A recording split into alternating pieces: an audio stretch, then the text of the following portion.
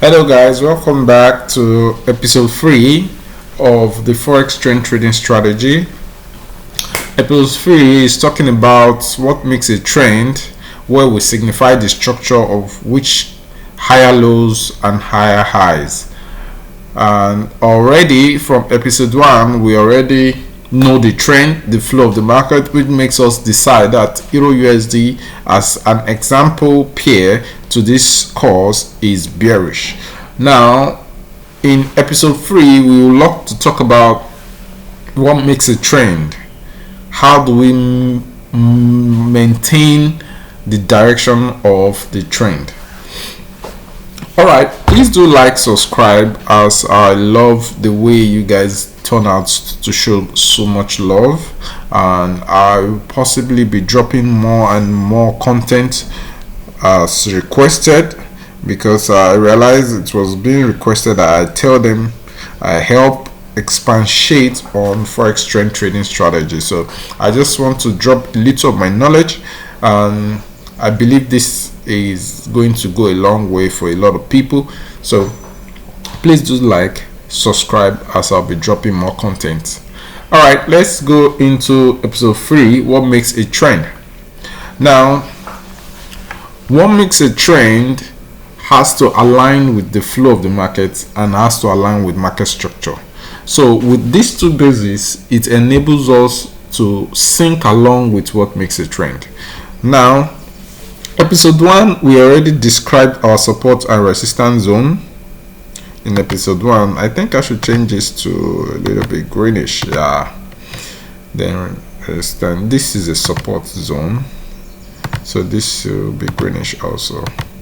Support broken, turn to this is a resistance broken, support. Okay, no, this is a strong sell zone, so support now turns to a resistance zone. All right, now I would love us to go down to 3 months. Yeah, now you can see that 3 months reading is a little bit different, so let's just adjust into 3 months reading. Okay, I would love to use this breaking retest of this. This did not close outside of this, but it breaks in, retested, and dropped. So this broke out. Okay, this dropped, act like it's going up, dropped, flow back in, and boom. Okay, then we have a drop, flow back in, seated, heading for this to drop. So now we've arranged everything as we seek to arrange. We have our high and our low, then we created a new higher low. We refused to break this high, so we created a new lower high, and we firstly broke this low. Okay, then we broke this low. So you can see that we already have 2 low broken. This low has been broken. So what I need to know what price tag is on those low that was broken. So this is coordinates. I like round numbers. So this broke 1.06350. Then I love to see this one also.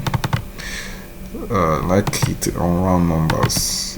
0, 0. This is 1.034. So we've broken 1.06350, and we also broken 1.03400. Now we came down to form a new low, which is 0.95350. So the trend now needs to create a new lower high.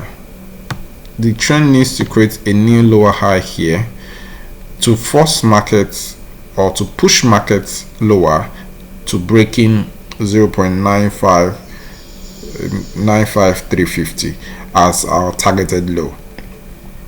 You realize we've targeted these two and we've taken them out, so this high seems to be protected. This was also protected, so this is the next protection zone where price will never get to. Now this broke from a much higher view. This broke this demand zone that was here. Now is actually sorry about that, guys. Is actually turning this into a resistance zone. Now the resistance zone aligns also with my lower high area. I would love my lower high to be here, but how do I spot my potential lower high? So I use my Fibonacci, I think so. I use my Fibonacci in this zone. That's my first bias.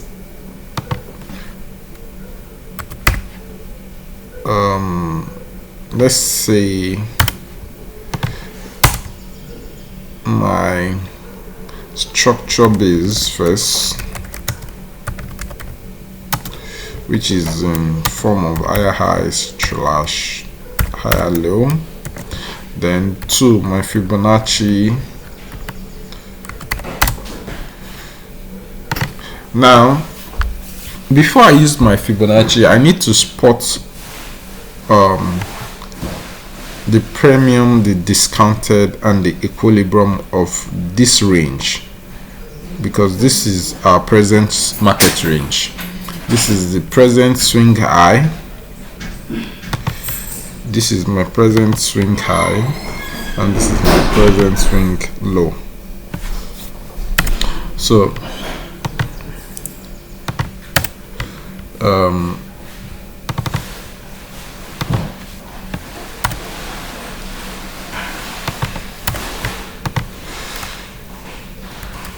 swing high, swing low.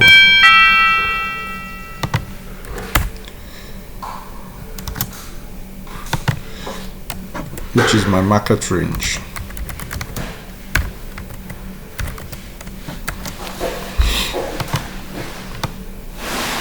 Okay, now I used to like the use of gain burst from this high to this low. Good. So I would like to remove some things out of this. I don't like to see the style of 0, 1, 0, 1. Okay, so I just want price to give me this.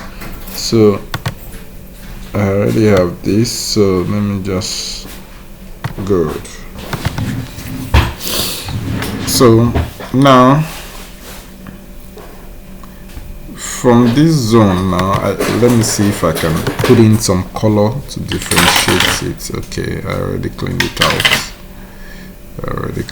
out. Okay, so but if I put in a background color, let's see, with the background color show, background color is not showing. If I put in a background color here, this one too is not showing. Okay, I love to differentiate it with a color at this top and a color at this bottom, so that's what I'm trying to do. So let me put in this kind of color. Now it should be black.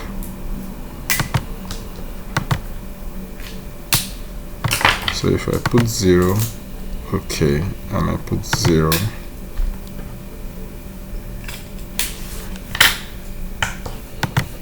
so I want this to be reddish,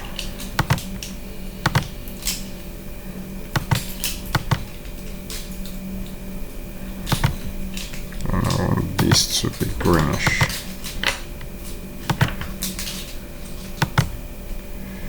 So let me see how does it look. 0, but still not giving me what I want.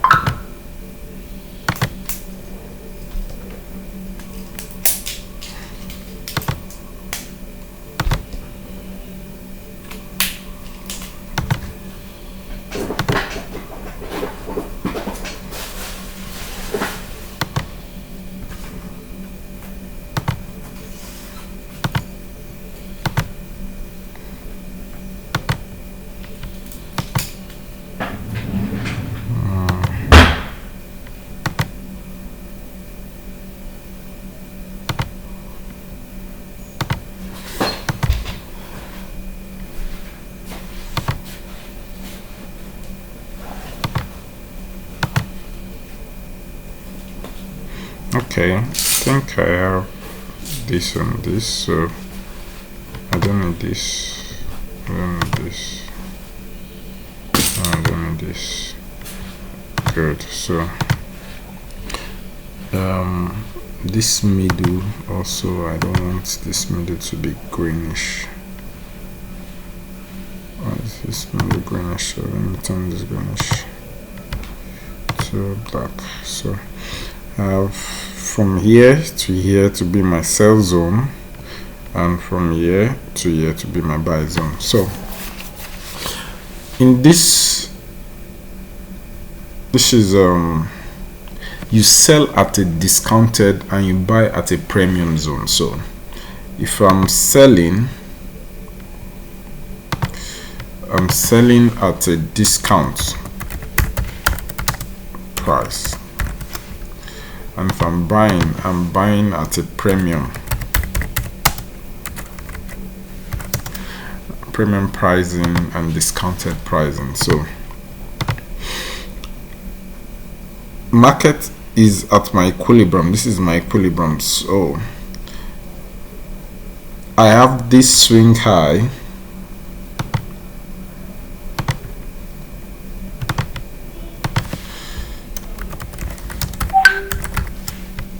this swing high,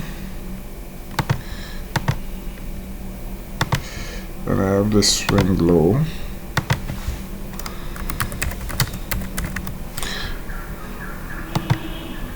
Okay, I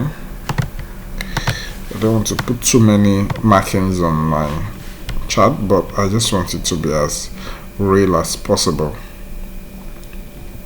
Okay, so in this zone here, it's also linked up with my resistance zone. Also, I have something here which I would love to talk about. I have an order block here. This is a supply here.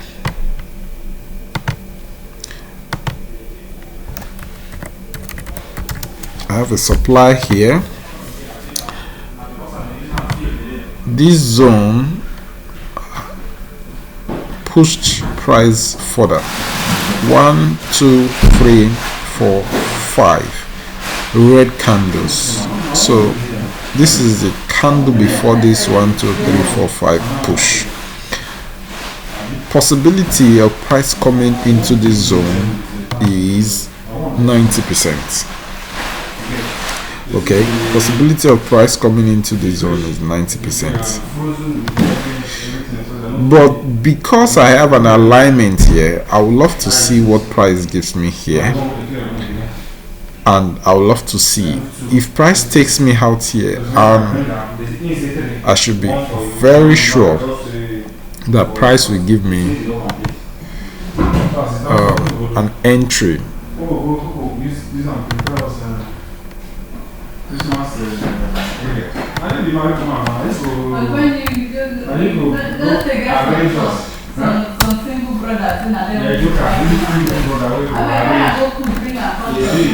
All right, for actually, let me say for you, for myself, Zoe, yes. So I think it's day 2 now. So when I come, they come from Zoe that time, I just leave my with my brother. And I was like, don't check this one.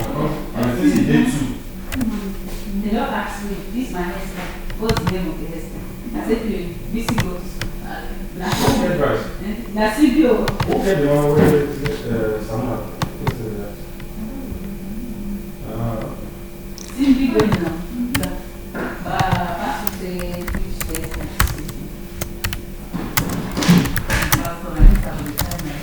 then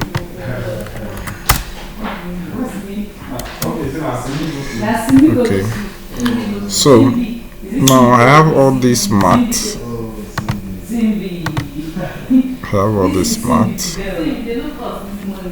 Okay, then I can remove this. Okay, so let me just put this here.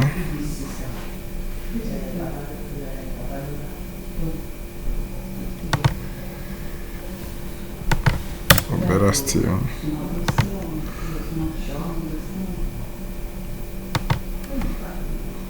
here.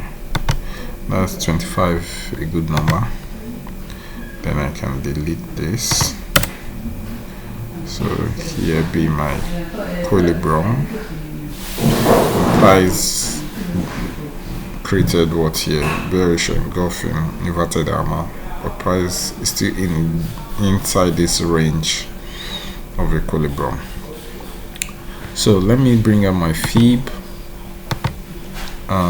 Let's see what I have on my fib.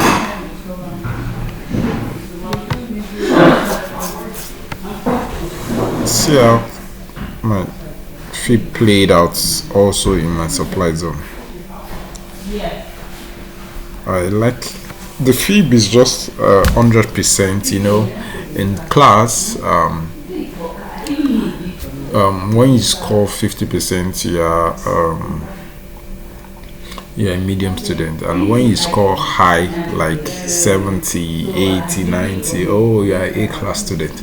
It also applies in buying of stocks or buying of commodity or buying of anything in general. You like the price to be at least at a discounted price. You know, when you want to buy tissue, for example, if they are selling the tissue 100 naira, you like to price it down to maybe 80, 70 or 90 naira. Okay, so we love to buy at a discounted price. Sorry, we love to sell at a discounted price, and we love to buy at a premium price. Okay, so since the flow of the market has given us bearish, where am I likely to sell? I'm likely to sell in this zone, but because of structure, which is a double top, bearish double top, the neckline always hacked, but most of the time the neckline always look out for supply. Sometimes look out for supply. So I have two zones to sell from here. I have one zone here and I have another zone here. So I will just watch the two zones closely to see what price is going to give me. But with the fact at ground, I've been able to know what makes a trend, and I've been able to spot my trend inside this area. All right, like, subscribe, and I'll see you in the next episode. Thank you guys.